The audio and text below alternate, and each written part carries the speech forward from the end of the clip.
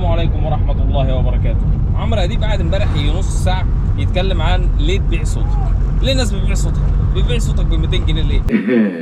هي ال 200 جنيه هتعمل لك إيه؟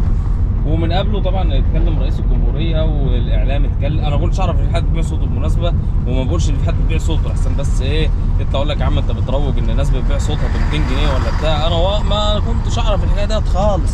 أنا أول مرة أسمع الموضوع ده، استغربت جدا حتى أول ما سمعته. أنا قلت كده برضه، قلت كده بالظبط زي ما أنت قلت بالظبط. بس عندي تفسير له، عندي تفسير. عندي تفسير للموضوع، ما بقولش انه موجود، ده مهم اول الحكايه دي. ليه الناس ممكن يعني تبيع صوتها في غفله من العقل والوعي، وفي غفله من الزمن؟ حاجه غريبه جدا الصراحه، مستغرب جدا. ليه بقى ممكن يبيعوا صوتهم؟ يمكن لان هم محتاجين مثلا. مش محتاجة حاجة يعني. صح؟ مش يمكن برضه؟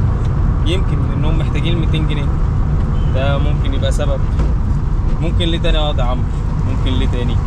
يمكن مثلا لان هم مقتنعين ان هي تحصيل حاصل، وان اللي هم عايزينه يكسب هيكسب. يمكن برضه. يمكن مثلا لان هو بيشوف انه عضو مجلس الشعب اللي بيدفع ده هو دايما بيكسب كل سنه اساسا، بصرف النظر عن انا انتخبته او ما انتخبتوش، فاطلع لي منه باي حاجه ما دام كده كده هو هيكسب. يعني حتى المؤتمر بتاع اللجنه العليا للانتخابات ولا اللجنه الوطنيه للانتخابات اللي لغت فيه نتائج الانتخابات، مين كسب بقى في وسط هذا الالغاء؟ مين كسب؟ القائمه الوطنيه طبعا. يعني القائمه دي حاجه ظالمه جدا، اللي هو ايه، يجي يمين تيجي شمال، القائمه كسبانه كسبانه.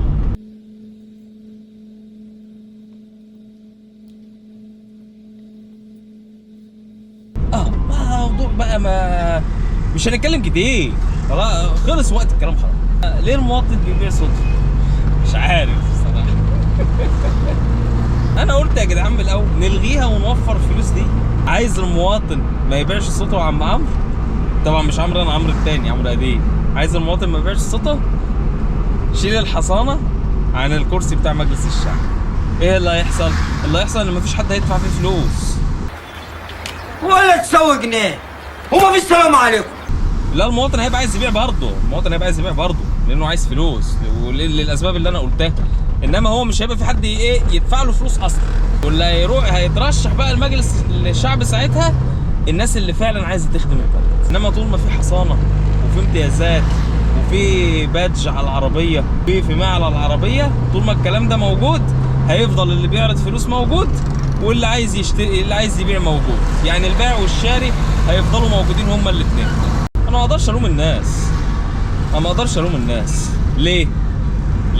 لان انا شخصيا مقتنع اللي هيكسب هو اللي لا يا باولو ما انتش يا باولو. لان انا شخصيا مقتنع انه حتى لو اللي كسب كلهم معارضه زي ما انا قلت في الفيديو اللي في قبل اللي فات، حتى لو كل اللي كسب في اعضاء مجلس الشعب حتى لو كلهم بقوا معارضه، هذا لن يغير من الامر في شيء. مش هتفرق، ما هياش رزق وجاي للناس. يلا هاتوا الكرتونه بقى. لا، هي هاتوا الكرتونه بقى دي كانت في انتخابات ايه؟ مش فاكر، نسيت مش فاكر. كذب، وانا لما هروح كدب دي كدب.